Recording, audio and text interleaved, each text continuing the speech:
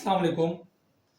मैं एक दफ़ा फ़ोटोकॉपी करवा रहा था खड़ा होके, तो अचानक मेरे सामने एक बंदा आया और उसने आकर मुझसे पूछा कि यहाँ कहीं करीब कोई फ़ोटोकॉपी वाला है?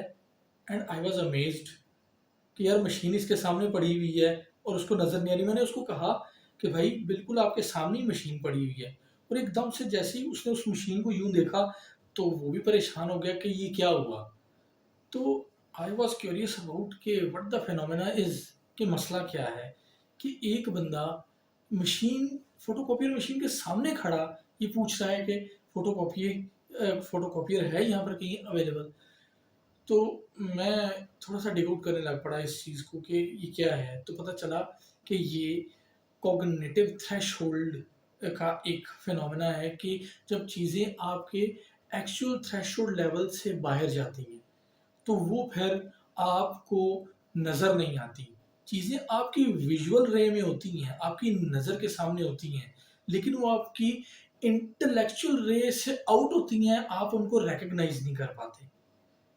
तो थ्रेशोल्ड का मतलब है हद, कॉग्निटिव मीन्स सोच, कि सोचने की एक हद होती है। इन हदूद के बीच में जो चीज़ फ़ॉल करती है और आपको उसकी अवेयरनेस होती है, तो फिर क्या होता है कि आप उसको एज़ पर योर एक्सपीरियंसेस उसको जज करके उसको एक नाम दे लेते हैं।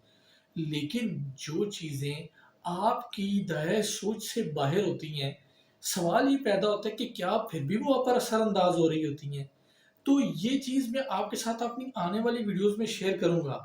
लेकिन क्या है कि हम लोग हदूद के बीच में रहते हुए जो चीज़ें हमारे सामने होती हैं, उन्हीं को रिकॉग्नाइज़ कर पाते हैं, यहाँ तक कि वो हमारे ज़हन में भी बिल्कुल अलाइन हो रही हों, कि एक चीज़ मैं ज़हनी तौर पर हाज़िर नहीं हूँ, तो फिर चीज़ें मेरी सोच नज़र के सामने होते हुए भी मैं रिकॉग्नाइज़ नहीं कर पाता।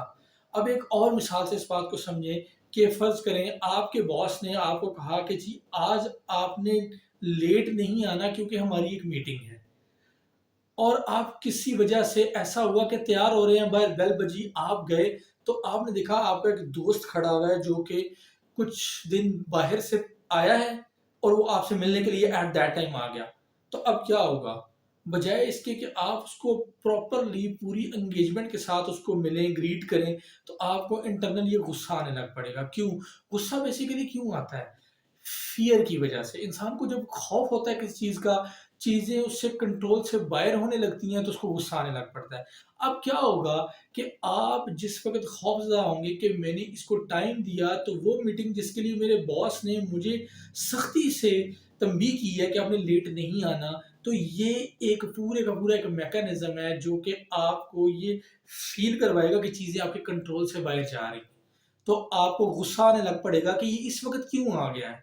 ये सारे का सारा मैकेनिज़्म क्या है कि चीज़ें जिस वक़्त आपके एक्चुअल थ्रेशोल्ड में नहीं होती, आपके कंट्रोल से बाहर जाती हैं, तो आपको उन पर गुस्सा आने लग पड़ता है। ये जो बहुत हद तक हमें गुस्सा आता है, वो किस वजह से आता है कि चीज़ें हमारे उस जो थ्रेशोल्ड है, उससे बाहर जाने लग पड़ती हैं।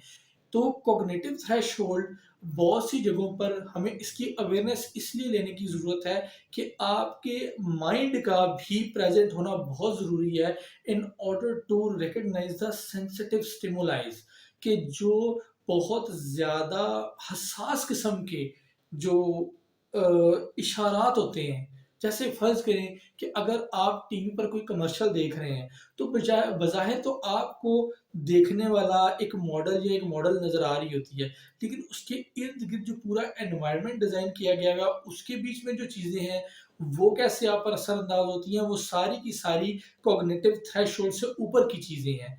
एक्चुअल थ्रेशोल्ड लेवल से ऊपर की चीज़ें हैं, उनको समझना बहुत ज़्यादा ज़रूरी है। मेरी नेक्स्ट वीडियो इसी के ऊपर है। अपना ख़्याल रखिएगा। अस्सलाम वालेकुम।